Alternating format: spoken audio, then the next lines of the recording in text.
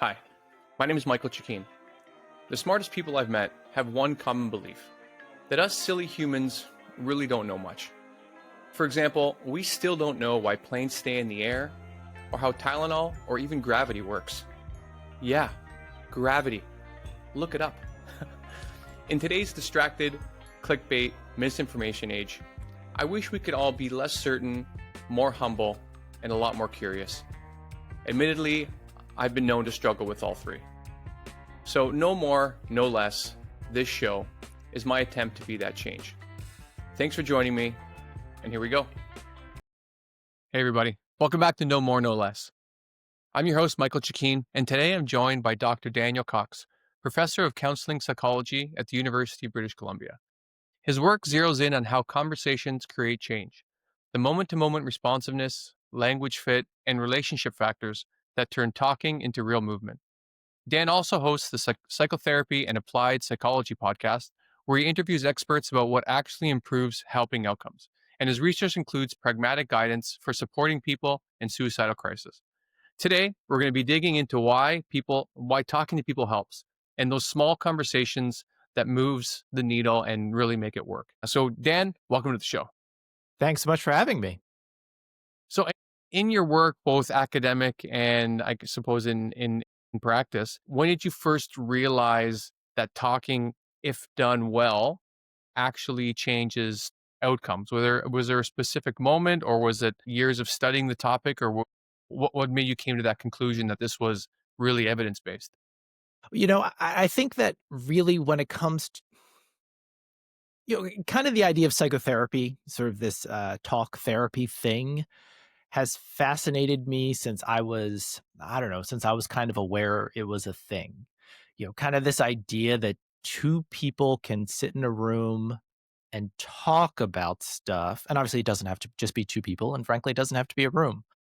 The idea that two people or folks can just talk as I later came to learn, for lots of mental health conditions, that can be more effective than medication is, to me, still, it's like, some sort of Harry Potter magic stuff. Like, it's just like, Right. what? Like, how is that possible? How does that work? Like, it's so weird. So just that idea has, fascinated me since before I had any idea really what therapy was. And a lot of times in life, you have these things that like, oh, this doesn't make sense, or I don't understand it. But then you learn what it is or how it works, and the interest in it sort of goes away. You can sort of think like a magic trick. It's like once you know how the magic trick was done, it's sort of like, okay, that's not that interesting. But when it comes to talk therapy and talking helping, that the more I learned about it, the more I was fascinated by it. And, here I am in the field for, over a decade, counting graduate school, 2 decades or over 2 decades. And it still is just like, it's still fascinating. And still, when I listen to folks talking about, psychotherapists or psychotherapy researchers talking about what they do or how they do it or why it works, I'm still like, oh, I never thought about it that way. So it's one of those things, sort of consistent with the theme of your podcast. It's one of those things where I'm always being bowled over by people. They're like, oh, wow, I'm just amazed by it constantly. Right. Yeah, I mean, even there's such an art to conversation in general, Mm. and I can imagine that when the stakes are higher, where someone's chosen to come and get help and pay for that help and seek guidance and etc., that there's even more nuance and tools you have to employ. Like either it's listening for certain cues, knowing when to be quiet and let them just run themselves out and talk, or provoke them and ask a question. I mean, what are some things you look for in these conversations to make sure for clients, or even one friend speaking to another, or when you're speaking to family members, like what are things people can, I suppose, look for to realize that this is a conversation maybe I need to pay more attention to? Yeah. So I think that, so one of the things that, I've come to understand is that with, I'm just going to use the term psychotherapy and psychotherapist broadly, that what we do in psychotherapy is not, in some ways, it's not that unique from what happens in regular conversations in everyday life.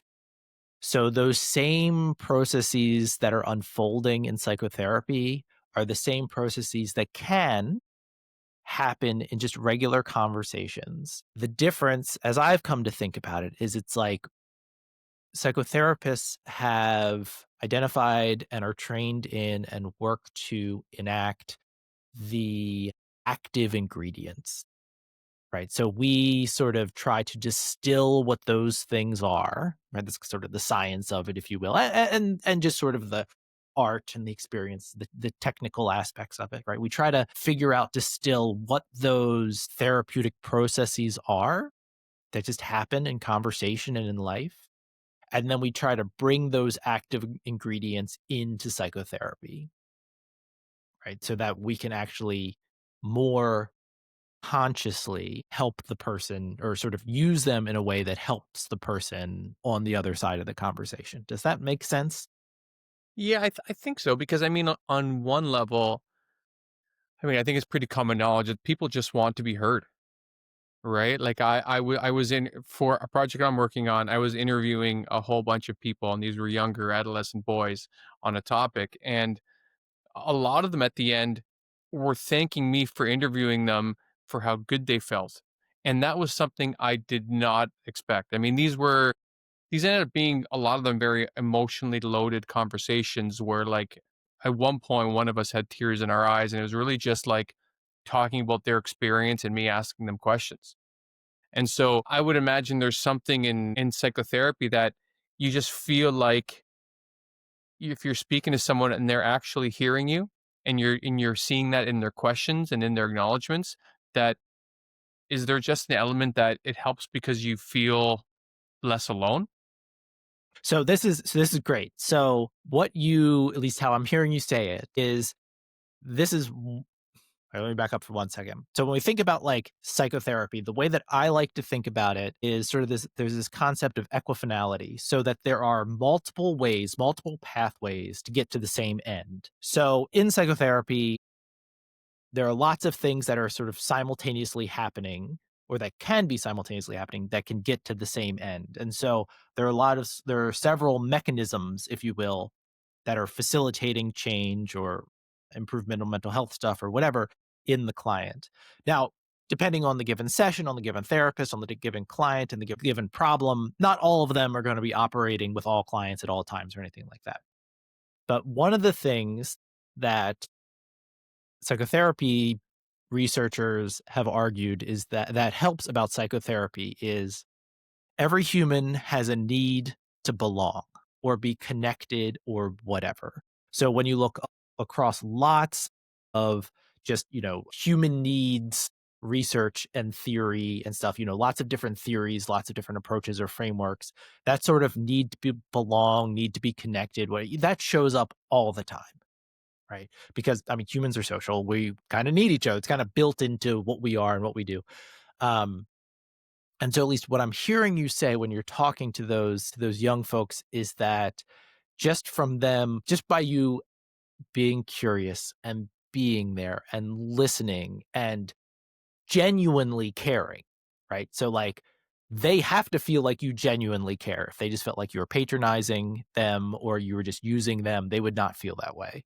Right. So you obviously conveyed to them or they experienced you, right, as a grown up man who cares about what I'm saying to him.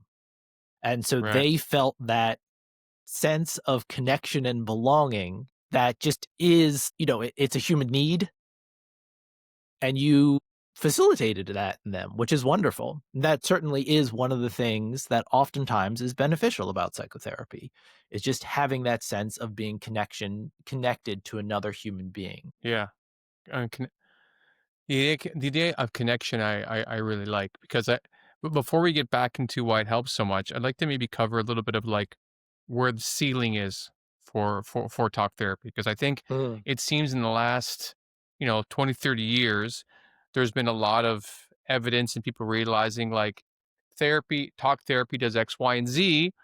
However, it can also be complemented by A, B, and C to help it, or maybe it doesn't have. So I think we're in the midst of that right now, where talk therapy does and doesn't help. I mean, even there are bad therapists, for example, right? So like, I mean, every now and then, if I feel like I'm stuck with something, will either hire like a mentor or a coach and a therapist, depending on the sector that I want help with.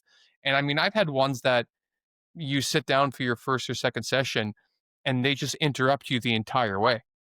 And you're like, what are we doing here? And then there's even like, friends or family members. And I probably was guilty of this earlier in my life, whereas someone is telling you a problem or something. And without probing and asking more questions, you start firing off advice because you really want to help, right? And so it comes from a good place, but when it's happened to me, all I feel, to your point, is totally disconnected. Like this person wants to alleviate their anxiety of me not feeling well by just throwing me anything that pops into their head, and instead of probing deeper to maybe learn more about what I'm what I'm going through. So all that to say is, where do you think therapy has a ceiling? Like what can it not do? So can I hit on your bad therapist thing for a moment? Sure. So many bad therapists out there. Right. There's some interesting research done. There was a study done, like a simulation study done, where they like basically took real data and then they did this simulation where they said if every year we fired the bottom 10% of performing therapists and then replaced them with people like a random sample of therapists from the population. So, right. So just imagine you have a mental health center clinic, whatever it happens to be. And every year you fire the bottom 10% of therapists and then hire that 10% back from the population, right? A new one. How much of a difference that would make in terms of patients' outcomes. Right. And, they found that after a handful of years in this simulation, it made this huge difference. And so this is something I think that should not be lost, particularly for the actual human being who's listening to this, which Mm, is that like there are bad therapists, or, we can be generous and say maybe just bad therapist fit for you and what you need in that moment. And that's okay. And to just sort of like when you have that experience, I always say give it 3 sessions, unless it's really terrible. And if it's not yeah. working, then just like get out of there, be done and Yeah. find a new therapist, because like there are bad therapists who just do like what you're saying, which is like, I'm going to give you a bunch of advice, right? Or maybe the opposite, which is like, I'm going to give you nothing. I'm just going to sit here and go, uh-huh, uh-huh, uh-huh, uh-huh. Tell me more about Right. that. Uh-huh. Right? Like that probably also might not be there. So yeah. So I just want to sort of validate your experience and be like, yeah, if the therapist is not a good fit for you, that's okay. Just move on. Well, I love your nuance that there are bad therapists. There are some that are just bad fits for you. And I think sometimes there's just people that are inexperienced. Like a good friend of mine is a very experienced and longtime therapist. And they tell me when they first started their practice, in their first 3 or 4 years, they're like, Mike, I wish I could go back to these people and apologize, because I gave them advice that I look at now that probably did more harm than good, and I was just doing my best. So I think there is good intentions that unfortunately can have negative outcomes, but I think it's important for people to go in that like every therapist is an equal. They bring all of their own shit to the table, and that if we're not aware of that, then we end up just like sitting in that same shit with them, if you will. Absolutely. Yeah. And I think and so I think that gets back to something else I was thinking about as you were talking, which is that like we shouldn't think about psychotherapy as a medication, right? So one of the nice things about a medication is it's Oh, like nice. it doesn't change, right? So if I give you whatever drug, theoretically anyway, and this is, I'm way over my skis right now, but right, if I give you a pill that is whatever, it's going to have the same, it's going to have 75 milligrams of this in it and 25 milligrams of that in it. And what, like, if I give that to you in Spain or, or me in Canada, that it's the same pill, right? So it's like, it is equivalent.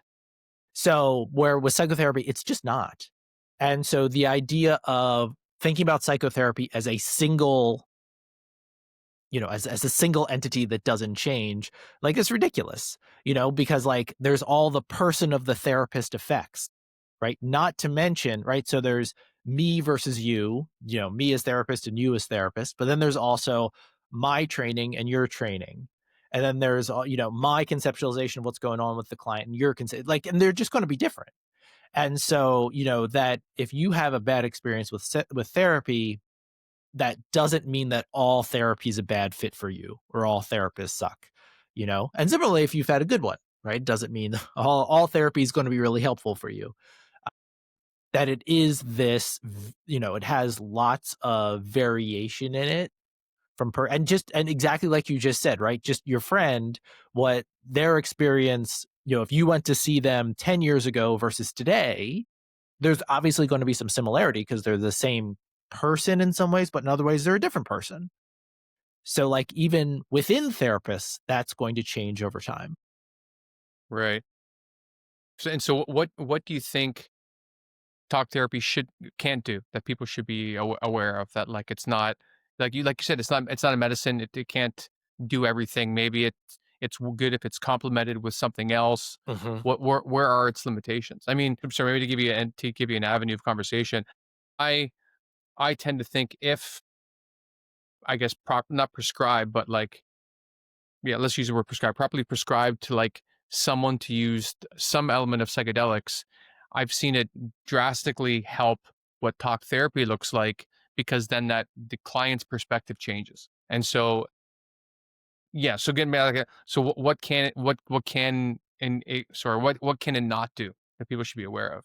Yeah, I mean, I think that that's a great question. What I always used to say is like, talk therapy is not so great for psychosis.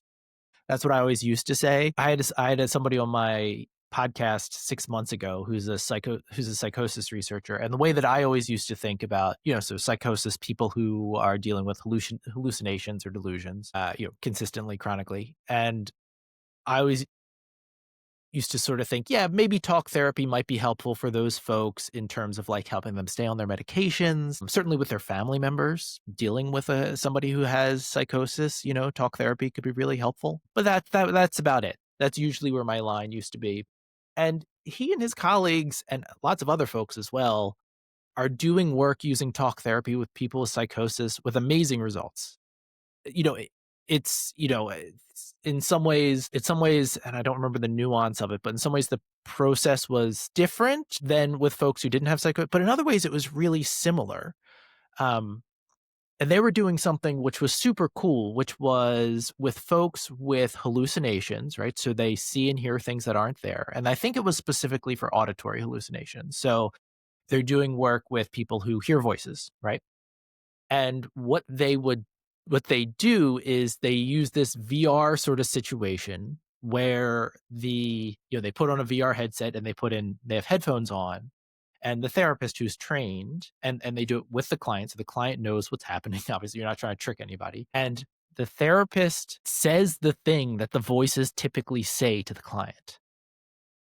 Right? So Well, they're sort of like they're just acting the voice, and obviously this is all talked about ahead of time, and everybody's on the same page, and they talk to right. get the content of and they help the client learn to talk back to the voice, like to respond to the voice in an adaptive way. Whoa. Yeah, it's super cool, right? I mean, isn't that so cool? And yeah, so they're doing this work and they're finding it's very helpful. Now, I don't want, for anybody who's listening, I don't want people to think like this is the magic bullet. This is tremendously difficult work. Right, This right, right. is very, very time consuming. For some patients, they're really going to take to it. Other ones, they aren't, whatever. But just people coming up with these really creative, thoughtful, and this way, technologically facilitated ways of using talk therapy to help folks who we used to think couldn't benefit from talk therapy. So, I think that there are, as we continue to be creative and technologies continue to change, I think the opportunities continue to grow. And there are certain things, certain aspects of certain people's experiences that it's not going to be super helpful for. And also, it is so person specific, that a person who's dealing with whatever they happen to be dealing with, that, even if talk therapy is helpful for 99% of people, that's still 1% of people that it's not helpful for. And that person matters. So the nuance of where it doesn't help, is very idiosyncratic. And it comes down to sort of the person level to figure that out. Well, and in line with the idea of what where the ceiling might be for therapy, because you see people that are in therapy every week for 40 years, right? And I've always wondered, like, no judgment, because, like, again, I don't know what their situation is. I don't know how helpful it is or is not. But I wonder, like, is there not a bit of, like, chronic navel gazing, where we're always trying to look back and find trauma that isn't there, because because maybe that pain, it's like that old saying, everywhere you go, there you are, right? And at some point, it's you can excavate all you want and get to a point where you understand exactly what did and did not happen to you, and you can reckon with that. But at some point, we have to take this responsibility forward. And I've had this element of a conversation in several episodes that have to do with either coaching or therapy, etc. And I wonder if you see that as well. Like, is that concept true? Whereas, like, if you want to look back, you find a therapist. If you want to look forward, you find a coach. Like, where are the different gears people can look at? Or just, I just want people maybe listen to this, maybe they're struggling with something, that what bucket should they be looking for someone to help them with something? Yeah, so I tend to think, this is a good question. So, I think it's going to depend on the therapist. So, the way that I would tend to work, and I think lots of folks would tend to work, is that it is very forward focused. That, yeah, there might be some aspects of figuring out what happened in one's background to figure out what would be helpful going forward. And that, again, it's going to vary on the therapist and sort of the approach that they happen to take. But lots of therapists aren't overly attentive to the excavation side of things, I would say. Because to an extent, like, right, so like, what's the goal? Right. That's what every good therapist needs to ask is like, what does this client actually want? Right. And so usually it's a relief of some sort of suffering so they can sort of move forward and live the life that they want to live. And so that, to me anyway, it needs to be necessarily forward facing.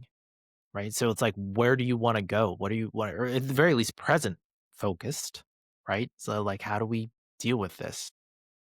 Right. Because I thought one of the tenets of psychotherapy was to try to help the person come up with their own guidance, opposed to, like, giving them direction. Whereas a coach would say, well, no, you should try this. And I think, I mean, if we talk about, I mean, generally they say that therapy now is a little bit more feminized, mainly because there are vastly majority women to men that are therapists. Right. And There's more. so Yeah.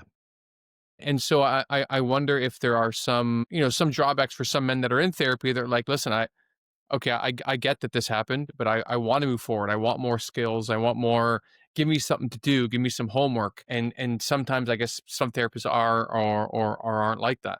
So a couple things. So in terms of the coach therapist difference, in terms of therapist, well, let me say this. So this is something that I actually had somebody on my podcast like a month ago, and I wanted somebody who was like a motivation researcher, because I was like, as psychotherapists, we don't learn too much about motivation really, and so much of what we do with clients like is obviously about facilitating their motivation. Right. I mean, like, if you don't have like, well, how is it going to change, right? If you don't have motivation change. And so one of the jobs of the therapist is to like facilitate that within the client. And so what I talked about with him is this construct of autonomous motivation. So he talks about autonomous versus controlled motivation. So controlled motivation being, right, some sense of others, or even if it's internal, being the reason for doing something versus having it sort of be intrinsic or a desire, that it's not controlled by other people or other entities, or even, that you have choice. You're doing it because you want to. And so as a psychotherapist, one of your goals is in what you're doing, is to facilitate autonomous motivation within the client, that they have an internal sense of like, yeah, I want to do this for me because I want to do it. So that could be the client totally coming up with it on their own, or it could be suggesting something to the client and the client being like, yeah, that is what I want. That is consistent with my values and my interests and where I want to go. So I think that regardless of if you're a coach or if you're a therapist, that one of the things you want to do is facilitate autonomous motivation rather than sort of a controlled motivation.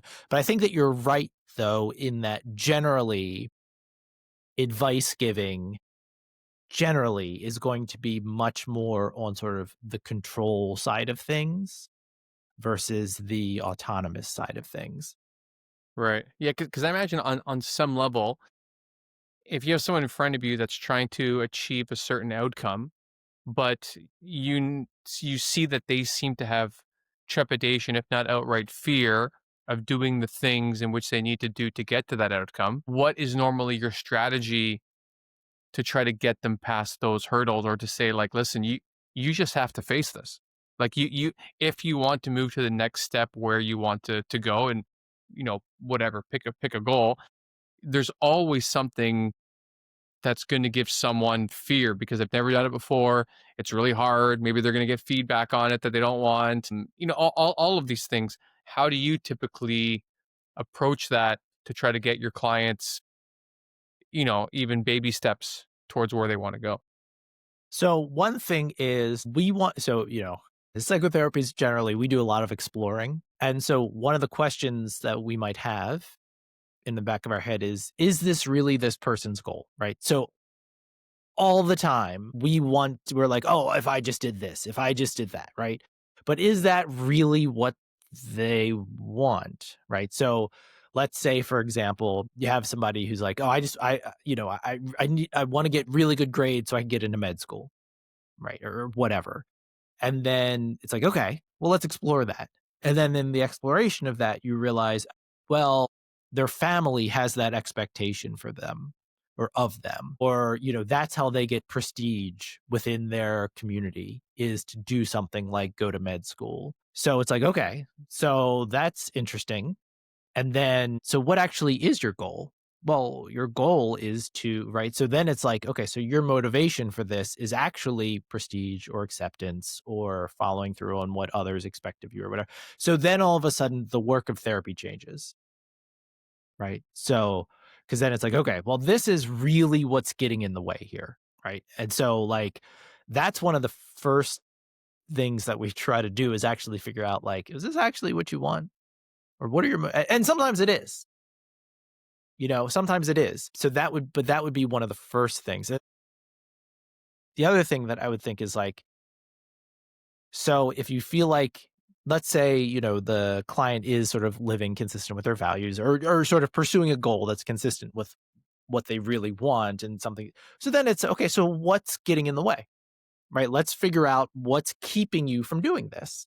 And let's try to understand and unearth that. And that can sort of get back to some of that navel gazing in terms of understanding what happened. What's getting in the way here that may be related. So in some cases that will be related to stuff that happened earlier in life, or maybe your way of framing it or thinking about it is related to something earlier in life. Whatever. So we might go and try to understand and unpack that and make sense of that. But we're doing it, or oftentimes we are doing it with the goal of helping the client move forward and sort of live the life that they want to live. Right. Yeah, because I think there's two sides when I look at talk therapy for help for goal achievement, or even like personality change, where on some level someone has to take an action to do something different in their life, to start establishing a new identity for who they are. And I think like when we're always wrapped up in how do I feel about X, Y, and Z, I really struggle with, and I've been trying to read up on this to understand where the social sciences and how it understands for, can people just unpack different emotions that they have and solve different ways that they feel about the world or themselves, and then effectively start making new decisions, after they've gone through that? Or is part of it developing a discipline or something that they have to slowly start also making new decisions, so to get those neural pathways going, so then eventually they become a person that does different things, either with it's like, emotional eating, or if it's like not doing the work you have to do and procrastinating, like all these different things. I really wonder if you have any feedback, if you think like, does it really just come from an emotional worldview base, or on some level, do we just have to slowly start making different decisions and then turn that into who we are? Yeah, I think it can be both. I mean, and I think that this isn't an either or. It's interesting talking about psychotherapy because there's so many different schools of psychotherapy that folks from different schools would say different things. So, I should Fair. sort of, I should sort of flag that and say that I don't speak for everyone. And if they're a therapist listening, they'll be pulling their hair out and be like, no, you should do this or you shouldn't do that or whatever. Um, so in a lot of ways, I think that it depends. Oftentimes therapists will be sort of doing both simultaneously. So Mm, maybe trying to unpack and then sort of change some of those more core ways of seeing the self and the world while also having people, doing things consistent with their values and finding what those are. Yeah. So I think that both can be happening. I think that therapy does give people, or hopefully give people the opportunity to start to let me start over again on that one. One of the really facilitative aspects of psychotherapy is this aspect of clarity, right? So like oftentimes we're going through life and we sort of have the blinders on, or we're just sort of going and we keep bumping up against the same walls over and over again. And one of the reasons that we do that is we just have a lack of clarity on like what's going on. And I always say in terms of talking about the active ingredients of psychotherapy, it's like when you have a crappy day or you're struggling with something and you sit down and you talk to a significant other or a friend or whatever, and you sort of just like talk about it. A lot of times in talking about it, just sort of, what if this is my, you'll realize like, oh, that's what happened. Oh, that's what's getting in the way. Oh, that's why keep seeing things in this way, which is, and just in mm, like unpacking it, it's like the solution or the way forward becomes obvious. And so like this is right. one of the things that psychotherapists do across approaches is they help folks to unpack it. And then oftentimes just in that unpacking, the client will see, oh, this is what, so like the solution just sort of like becomes apparent once you really understand the problem.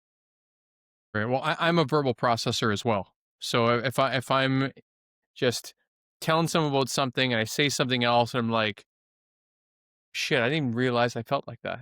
I've had that Right. moment so many times where like that's why there was someone I spoke to for, I think, for a better part of a year, a while ago, and she wasn't a, I think she did something else. She wasn't like a licensed therapist. I met her through, I think she did some energy stuff that I was introduced with someone, and I was like, this doesn't seem like my speed, but let me try to talk to this person. But there was something about this woman that I think had a similar background to mine, and she'd worked with a lot of people, and she was just like an expert level listener. So after like 4 or 5 sessions, she'd be asking you questions for stuff that you said in the first session, and you're like, "Oh yeah, I did say that," and it just made you feel so taken care of in those environments that I think it allowed me, at least, to be able to kind of try to discuss things more and feel like, okay, someone actually is listening to me. And if I say something that they need to call me on my own nonsense, then they're going to do that because they're listening to everything that I've said. Because I think as human beings, we can be quite hypocritical and contradictory and not even really know it. Like there's so many Hmm. blind spots we have. So I think that's why I love the idea that just talking to someone, that it doesn't have to be a therapist, is better than not talking to anyone and trying to go this alone, or, just staying with ChatGPT, or, however the world's evolving. I think if we at least have someone in our lives to talk to, it takes a lot of steam off the kettle, if you will. That's right. Yeah. And I think so. One of the things I hear you saying in working with that woman. So one of the things is she gave you that sense of sort of belonging and connection. So you felt you had trust in her. You said you felt taken care of, right? So in that relationship, am I framing this correctly? Yeah. I had to think about it. Maybe taken care of is correct. I mean, I wouldn't have thought about it like that. I think it would just been like, that someone is present with me in this journey. And I guess taken care of is as better as good a way to put it as any. Well, you could say you have a co-pilot, right? I mean, you Yeah, have somebody sure. who's there with you, you know? So, but it sounds like, so you have a sense of trust in this person. And then also she was able to link things and bring things together that you hadn't really done in certain ways, right? So she was able to help to make some connections, which was help you to clarify, to help you understand better your experience of things, right? She was able to connect things that you weren't necessarily connecting. And then you went, oh shit, maybe she has a point. Oh, I hadn't really thought about it that way. Do I really feel like that? Right. So all of that is part of you clarifying, right? Just like what's going on. And then once you have that Yeah, clarity, you can like do something with it. And I think though that getting back to that, having that, this is one of the really important things about psychotherapy that's sort of one of the most robust findings is like, over decades, is the importance of having that therapeutic alliance. And it sounds like you really had that with this woman, which is that real sense of like trust bond connection, right? You guys are on the definitely. same page. She's working with you to facilitate something. And so that's super important. And sort of getting back to what we were talking about earlier, when you as a friend or your friend who was a therapist earlier in her career, that like, that maybe that, sometimes if you're just rushing to problem solve or move on to the next day or whatever, or make the bad feelings go away, then you don't have that sense of connection. And so it is super important when working with a therapist that you do feel that level of trust of like, they're in this with me. She's a co-pilot with me. That doesn't mean she's perfect, but she's really with me and trying to, work on whatever it is that I want to work on. Yeah, because what I really want to impress upon people is that, like, I mean, and we can even get off the topic of therapy and why it doesn't work. Like, I want to impress upon people that, like, even just talking to your friends or talking to people that you trust. I don't even think that has to be a romantic partner and a spouse, because sometimes maybe you love your partner for a whole bunch of different things, but maybe being there with you in these more vulnerable moments, or maybe they're just not a good outlet for that, and maybe you're better speaking to one of your friends or someone else. But the idea, like let's say someone is in a conversation with someone important in their life, and they can see that they've changed, they can see that something's a little bit off, but when they ask them like, hey, what's going on, and they say, I'm fine, don't worry about it, I'm fine. How would you approach that? In This is a non-clinical setting, this is just two people that have a relationship of some sort with one another. How does someone deal with that sort of like aversion to conversation? How do they try to get them out of the I'm fine mode into something that maybe is more helpful for them? I think one of the first things is just like do stuff with them, right? I think that this tends to be Hmm. more so some advice that folks give for working with men and boys, which is just like do stuff. Do stuff, rather than try to tap into whatever's, just like whatever it is, whatever's your thing that the two of you do together, or maybe you could do together, or you have a shared interest in just do that. Like, don't worry about getting to the core of everything, but just go do the thing, go spend the time with the person. Right. So I think that's like the first is just spend time. And I think that just having that sense of like belonging and connection or all that sort of stuff, which often comes with just spending time doing an activity of shared interest, that will facilitate or can facilitate that sense. So that's I think that that's the first thing I would say is like don't try to go too far. Just spend time with that person. And Yeah. if you're feeling like it particularly, if you're seeing like, okay, something's going on with this person, um just go. Just but they're not really sharing. Just go spend time. That in and of itself is often very helpful, and that in and of itself will often facilitate talking. Right. I remember a time when, I broke up with a girlfriend who we'd been together for several years, and one of my friends, who I was like, good friends with, but it wasn't like my best friend. But as soon as we broke up, I noticed like immediately he was just like like, I don't know, we went, we went out, he took me out like, I don't know, a half dozen times in 2 months just to like go hang out, right? And it was like I knew that he was doing it because I had just broken up with my girlfriend, but he never, he never said, I'm doing this for that reason. It was never like overt, but I just felt like, I mean, even just like thinking about it, actually, it's sort of like making me feel kind of, it's hitting me in the feels just sort of talking about it because it's been a long time since I've thought about that. But it was just like, you know, it just made me feel so like cared for, and like it was just so meaningful to me. And like, I'm Yeah. sure we talked about it a little bit when we were hanging out, but that wasn't the prime, but it was great. So I think that that's the first thing I would suggest. I'm really probably the primary thing. It's just like if they're not willing to disclose or they're not in that place, just go spend time, make extra effort to give them a call, shoot them a text, and take them to get coffee, take them to get a drink, take them to whatever, right? Just spend a little bit of extra time. Right. Yeah, because I mean, there's so much in that. I mean, because there's something to be said for different types of empathy, right? I mean, I think what they say a lot of men have is something called more action empathy than it is just like emotive togetherness empathy. It's just action empathy. Oh, I see this person is uncomfortable on the couch. I'm gonna go bring them a blanket or bring them a thing, or your friend who took you out during a tough time, and there's a lot to be said for that. Just to not to for to not to be alone during those moments that someone's there. I mean, there's um what is it? Even when you said just spending time, how a lot of people say there's a difference between quality time and quality and sorry quantity time, but sometimes quantity is great. Sometimes quantity is actually just what we need. You don't need that much of this you know, nebulous idea of quality, the quantity of just being together and playing cards or taking a walk or doing whatever, that's good. Don't think that you have to do something special sometimes to make this time turn into something else it needs to be, whereas time is the currency, to your point. Yeah, and I think and not trying to solve the problem, right? Not trying to make it go away. Not Right. invalidating, not just saying, well, it's better now that blah blah blah. Like just being with the person, I think is so important.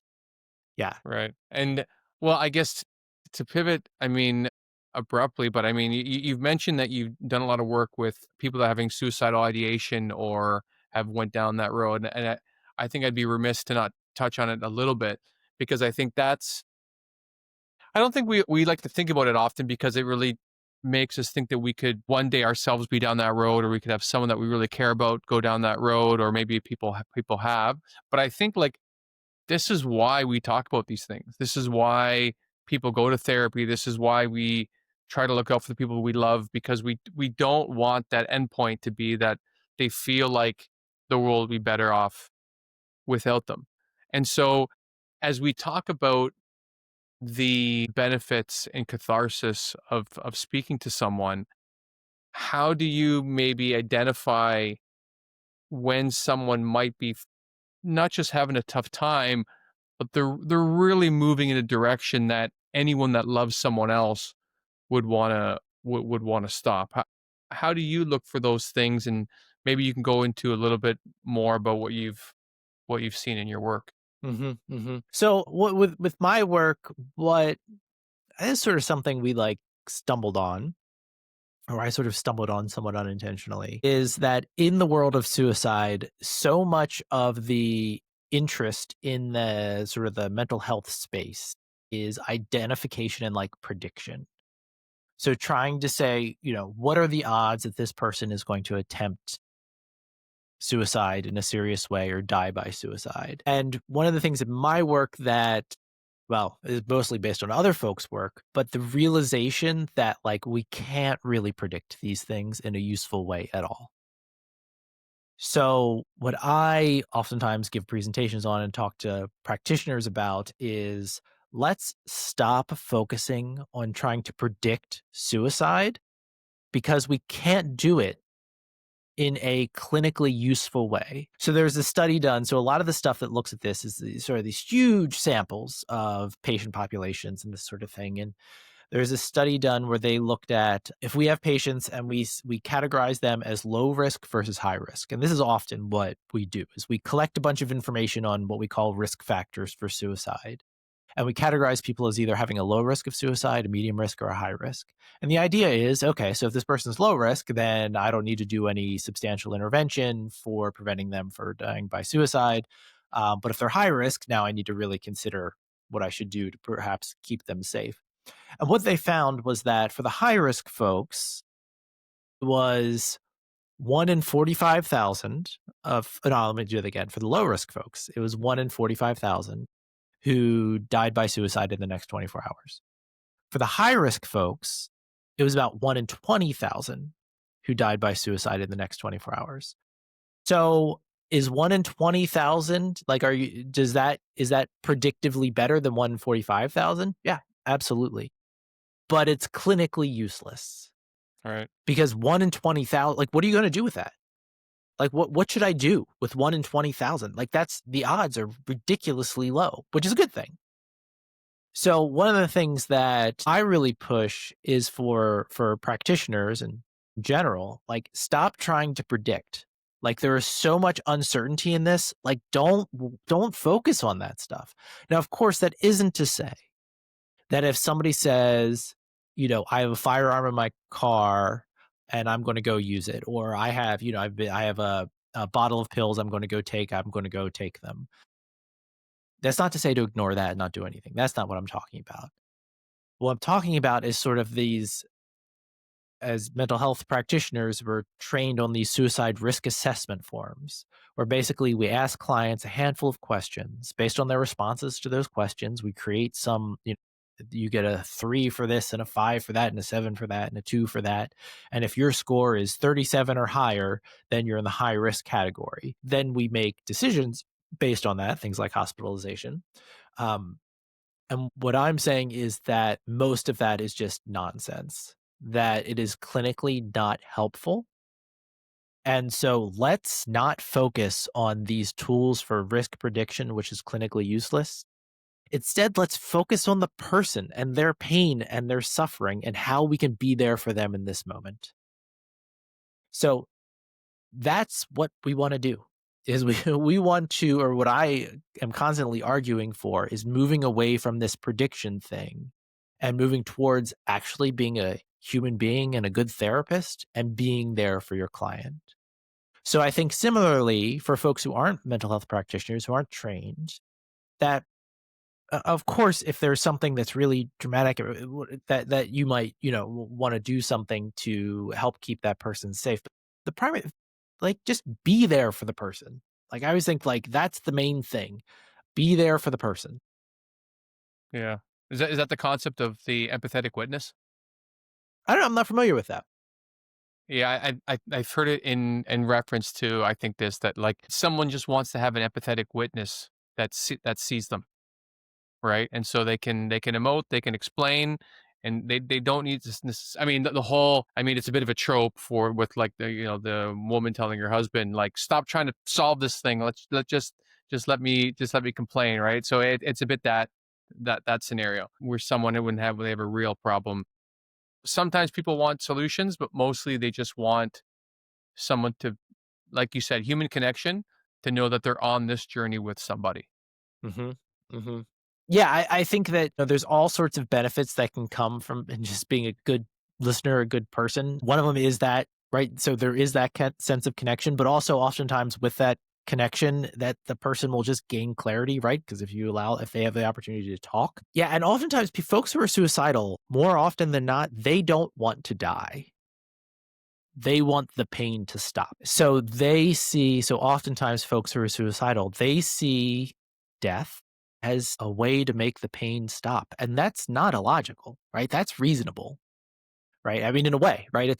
Because it's like, oh yeah, that the pain will Yeah, I've stop. read a lot of research on this where they say like they feel like they're a burden to the people in their lives, and there's no worth, they have no utility, and that yeah, and the solution to that, yeah, I guess that feeling, that pain is an exit, which is devastating. I mean, the more I mean, you've probably been around this world, in a much more profound way than I have been looking into it. But like, I mean, it really affected me, like reading some quotes from some of the people that even had suicidal ideation and things like that. And it's devastating. Some of these that if only the people closest to them knew that they were having these sorts of real actionable thoughts of ending their own life, of the Hmm. conversations, I guess, to the point of of the conversation between you and I, that all these conversations that could have been had, Hmm. right? And so I guess, where do you see, I mean, because we exchanged a couple of emails and you were saying, where do you see right now in suicide prevention where you think some of the maybe professional guidance might be a little bit off, or where would you change some of the protocols in practice? Yeah. So first thing is to move away from risk prediction or risk assessment with the goal of prediction. So that's the first thing I would do is you have to move away from that. And just another point on that. So it's not just that it's clinically unhelpful; it is often clinically harmful because what you have is you have these therapists who are trained to do this assessment. Actually, let me take the client's perspective, right? So you have a client who they're feeling terrible. They're in tremendous pain, psychological pain, and they're considering killing themselves. So they make an appointment with their therapist. So they go to see their therapist, who they've been working with for a while. And what the therapist does is the therapist digs into their desk. They find a form, which is a suicide risk assessment form. And they focus on asking them these questions on this form that they sort of stumble through. And this is sort of weird for the client, as the client's been working with this therapist for the last couple of months. And other than a little bit of the first session with this therapist, the therapist hasn't used a form, right? The therapist has been there with the client. And so the therapist sort of is using this form and asking these really prescribed questions in this really prescribed sort of way. And then from the therapist's perspective, the therapist is also now feeling this anxiety because the therapist is thinking, oh shit, do I have to hospitalize this person? And if I hospitalize this person, I have to pick up my daughter at daycare at 5. It's 3:45 right now. If I have to hospitalize them and, if I call an ambulance or if they go, do I feel safe to? And then, well, maybe I could get my mother-in-law to go pick Julie up at daycare. But oh, wait, I think my mother-in-law, I think she has a right? So like this is Right, right. happening within the therapy. Like, I sort of come at it a little bit from the therapist perspective, having been in that seat. And it's like you realize it's self-evident. I am not the good therapist that I typically am. Like I'm just not. And we train therapists oftentimes in ways that inhibit their ability to be good therapists when they're working with suicidal clients because they're focusing on all this other stuff. And then the client who's in the other side is all of a sudden going, why the hell is my therapist? And then they realize, oh, yeah, my therapist isn't actually going to help me very much with the pain that I'm going through right now. Right. So they withdraw. So, like, that is a real problem. So, it's not just that the risk assessment stuff is not clinically beneficial, it's all these unintended consequences. Now, if we take that one step further, which is okay, so if a person is high risk, even though, as I've said, it's clinically useless, that we hospitalize them, what's jarring is that there is no compelling evidence that hospitalization actually keeps people from dying by suicide. Really? Yeah. So lots of people. So when I was in graduate school, the first time I worked in a psychiatric hospital, we had somebody die by suicide in the hospital. So people die by suicide in hospital all the time. And then also quickly upon release from hospital, there's this huge uptick in suicide. So for some folks, it seems that, yeah, we might put it off for a week. What does that do? Like, what's the benefit of that? Right.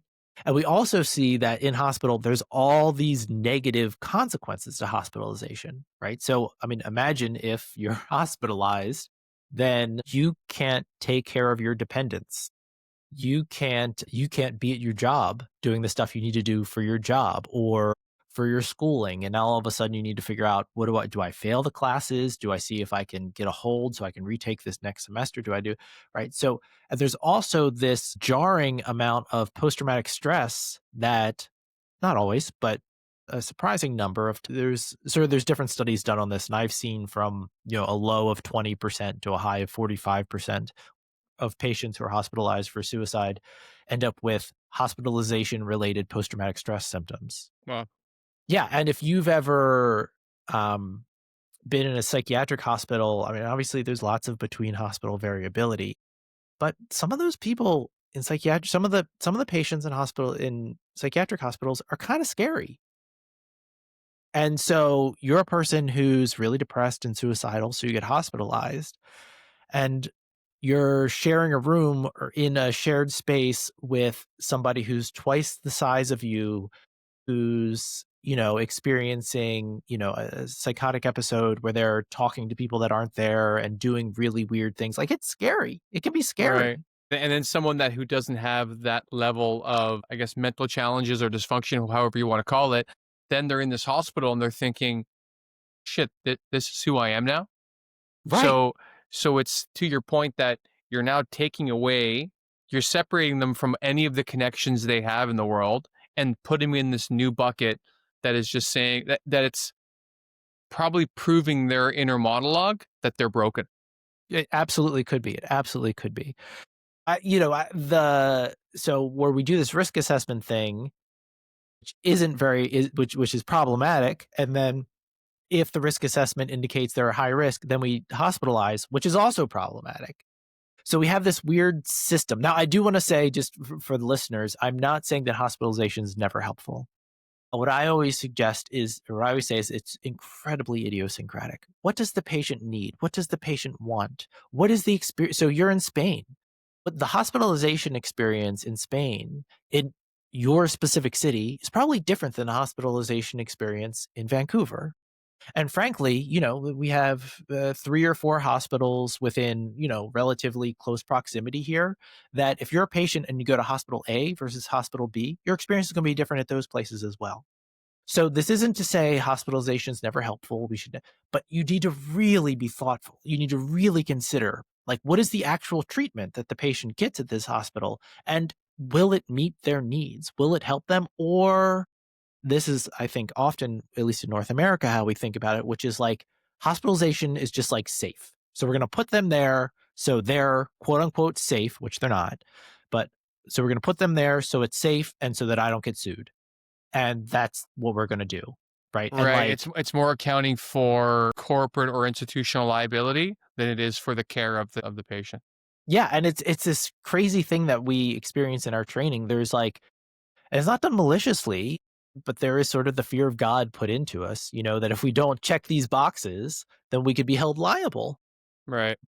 And one of the things, that what's sort of amazing, and I've gone through both like the American Psychological Association and the Canadian Psychological Association, their ethics codes, which is, not the most fun thing to read. And there's nothing in there about like this being our obligation.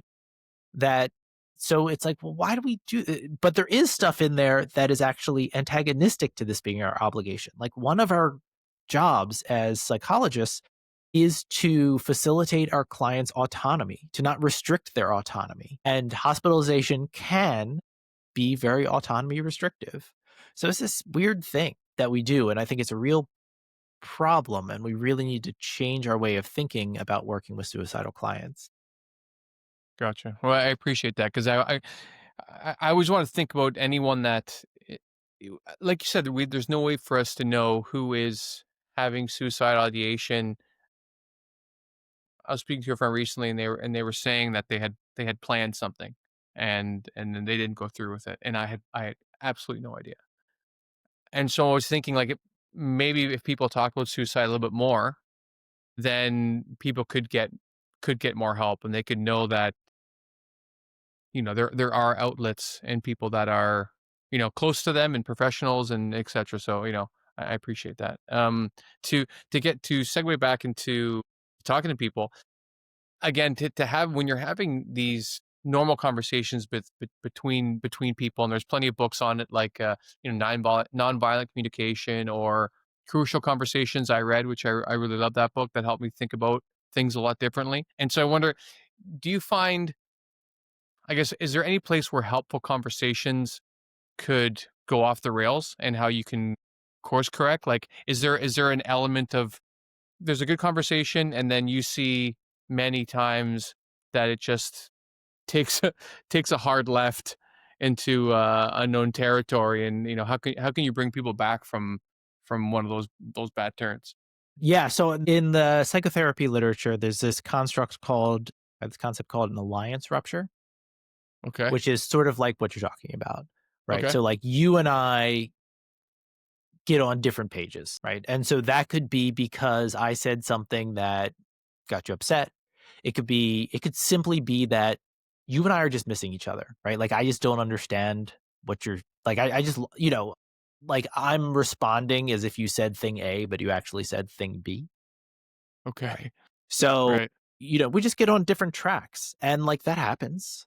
And so what within this framework, the idea is so when this happens, to just address it. So like just bring it to the moment, So okay, it seems like I'm missing you, or it seems like we're kind of missing each other. Let's just focus on that, right? Or Okay. it seems like you kind of withdrew. So I'm sort of saying this as a therapist more than like as a friend, right? So as a therapist, I might say, I noticed that when you said that, you went from sort of like being leaning forward and being engaged, all of a sudden like sitting back I think we all and notice these things. Like I think right. I think there are elements. I think therapists who have these conversations every day that will notice with maybe more frequency, although maybe you guys will notice smaller indications of the same thing. Right. But I think most of us, we can, unless you're completely checked out of the conversation, you notice when you've asked your friend a question and they've just got really squirrely all of a sudden, Mhm. or they've tried to talk about something else and change the subject. And so I tend to think that we notice these things more than we maybe give ourselves credit for. Absolutely. So just say it, just that's sort of so like to bring it into the moment of like, wait, I noticed this thing just happened. This thing just changed. What's going so right? Because it could be anything. So it could be related Mm, to something you said, or right, this absolutely happens where that'll happen. Wait, what's going on? And the person will say, I just thought that I just realized I don't think I put enough money in the parking meter. And I just all of a sudden got really stressed out about that, right? I'm sort of a silly example, but like this right, happens where like something happens in the conversation, it triggers something in the other person, and they just go there, right? And like this happens to all of us. Oh shit, I realize I have this thing due tomorrow, and I totally forgot about it, right? Like right. that's totally normal. Yeah, but I was just thinking one time this random. So I was giving a lecture this was like a decade ago. I was giving a lecture on a topic related to suicide. And like I talked about this stuff, many, many times in public. And like not too long, like a year or two before that, my cousin died by suicide. And I just Sorry. like, as I was, yeah, I mean, most people have lost somebody to suicide. But like it just, for some reason in this, and I talked about this stuff in public, like not about my cousin, but about like this particular topic related to suicide in public, many times. So it wasn't a weird thing or whatever. But for some reason, I was talking about it. I was in the middle of this lecture. I was probably like 20 minutes into this lecture, and all of a sudden it just hit me. Like there was something about her and about the specific thing. And I had this moment of just sort of like, maybe if I had talked to her about this thing, she wouldn't have died. Right. Ugh, And like it just, and it just hit me. And all of a sudden I'm like up there in front of 20 students, and I didn't like, and I just sort of like, I just had this emotional punch in the face. It was so weird. It was so weird. And I was able to compose myself and just sort of like keep moving on. But like, this is just an example, right? We're like of this totally, I mean, like, obviously it was related in a sense, but this sort of this, in a way, unrelated thing just hit me. And I just had this emotional change in the moment. And that happens all the time to us. right. Right? And so but by checking in, you're able to get clarity on what happened, right? Did I step into something I didn't mean to? Do I not understand? Does it have nothing to do with anything that's going on with the person I'm talking to? And then you can respond based on what they say. All the time we make assumptions about why the other person is responding the way that they are. Yes. And it is, when you actually start asking, it's almost like jarring how often we're wrong. Right. And Yes. that's one I of the mean, very oh, sorry, go I, ahead. I was going to say, like, there's a lot of people out there that call themselves empaths, and I kind of I laugh at it now because I don't think it's true. I think it's proven that we can't tell how other people are feeling, and I think it's kind of a I think it's a defense mechanism for them that maybe they went through some sort of trauma in their own lives where someone in their household or around them was always maybe quite volatile. And so they had to attune to them to try to keep Right. themselves safe. And then I think in the future, they start doing that because you never hear empaths say that they always know when someone's happy or when they're ecstatic or when they're going through good moves. It's always people that, oh, I can tell when someone's in a negative space. And so I think that's mostly to try to keep themselves safe. But to your point, and this is in plenty of literature now, that like this is not a skill that humans have. We are not great at knowing like if there's a look on someone's face, how they're feeling and why they feel like that. We don't know if they're mad at us or because they just thought of their cousin in a tragic accident, or they have indigestion and they want to go Right. home. Like Yeah.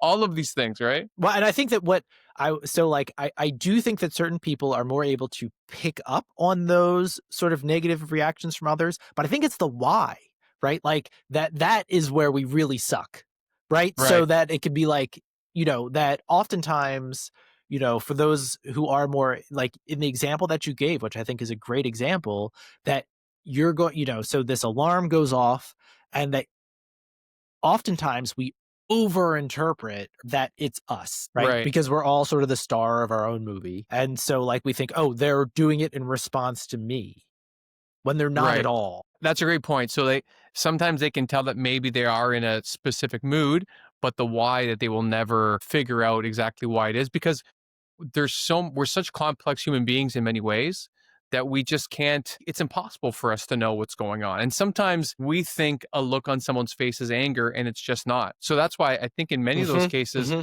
I don't think we're even I don't think we're even figuring out exactly the emotion that's on. We just know that something's changed and maybe we're feeling what's inside us. Maybe we feel nervous about something.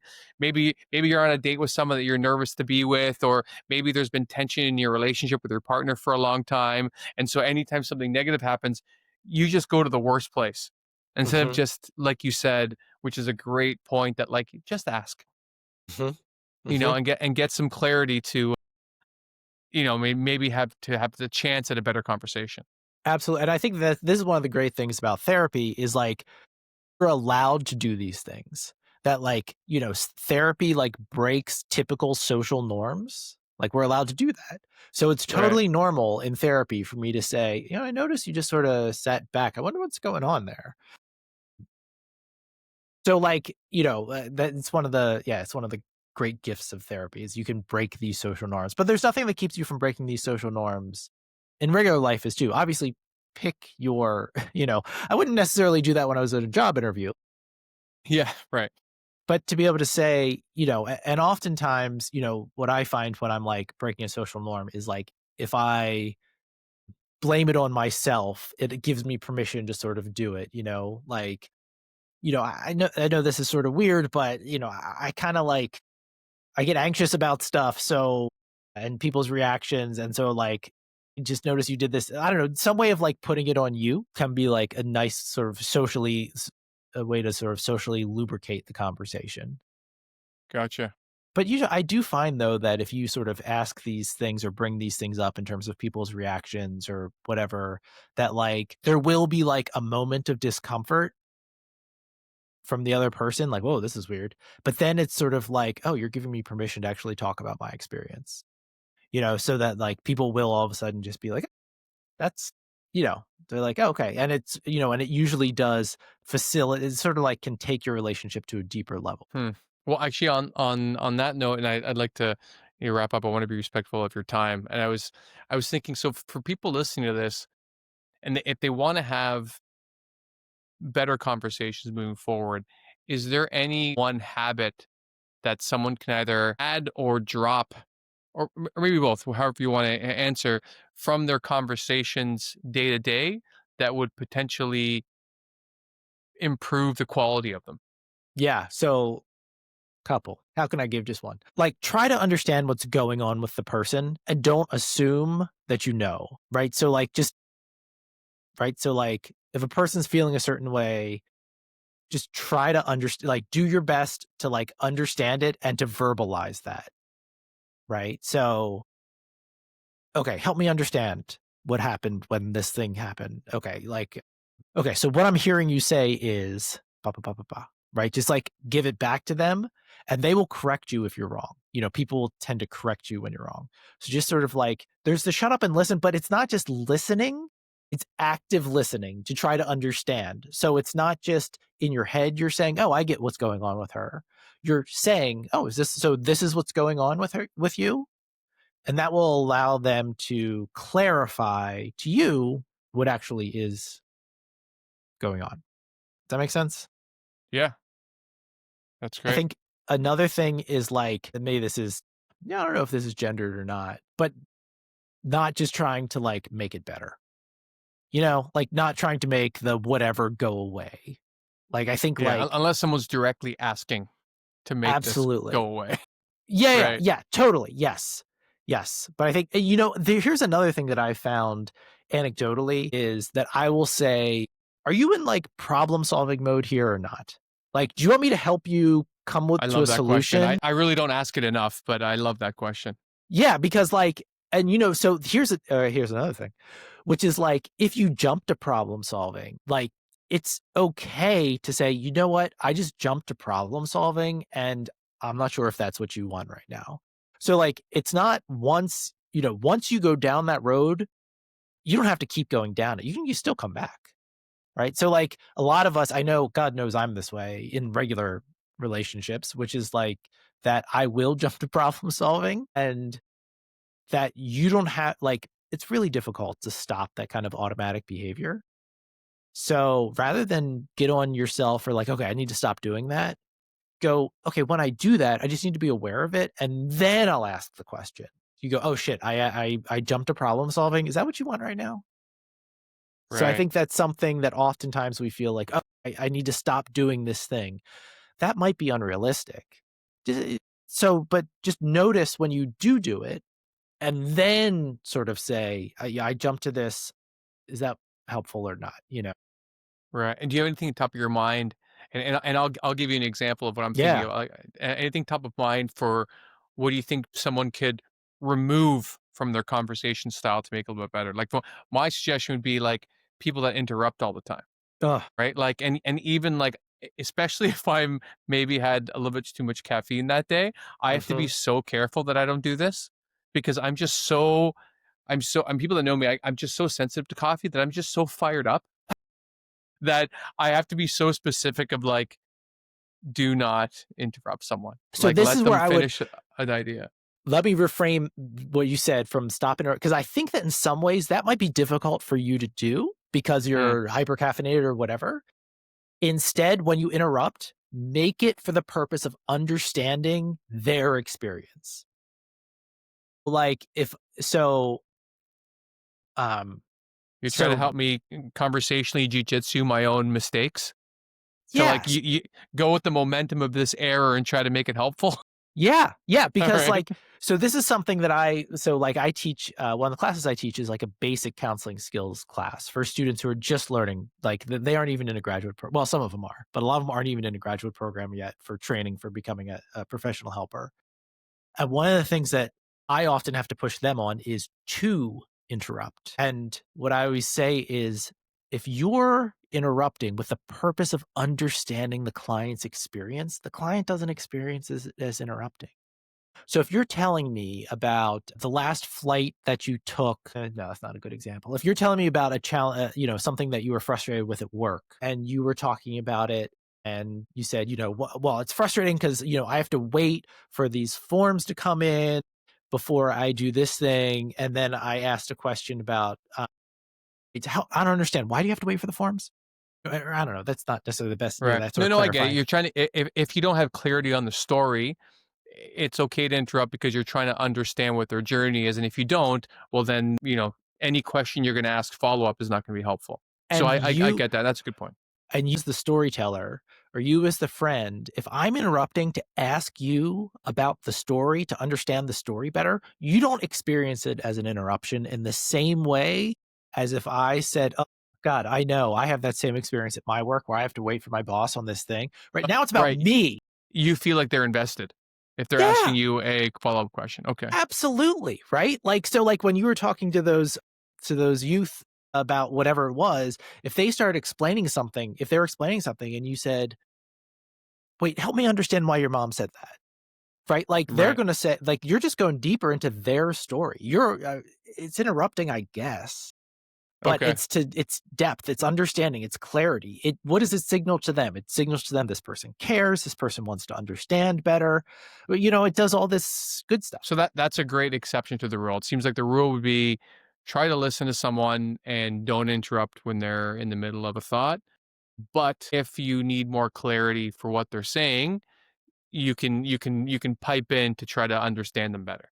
And I would even push back on the don't interrupt when they're in the middle of a thought. Like if you're tracking them enough, like really well, and they're in the middle of a thought, but you really want to understand, like you got lost on something they just said or whatever, and you need to clarify that, just interrupt. They'll keep going. Right? Like Okay. as long as you're focused on them, I think it becomes problematic when it becomes about you. Right. So when it becomes about like I'm inserting this is, I've had a similar experience or you're frustrated, right? It's just about you. If you're staying focused on the person who's talking, then Right. I think you're going to be hard pressed, right? As soon as you insert you or your experience or Yeah, whatever, and that's something I've been more conscious with over time. right. Yeah, Because so that's that's yeah, that's the major thing, right? If you're trying to insert something new, even if it's your perspective, right? Oh, well, have you thought about doing this thing? Or maybe you should try that thing. Like that's still about you. great. Okay.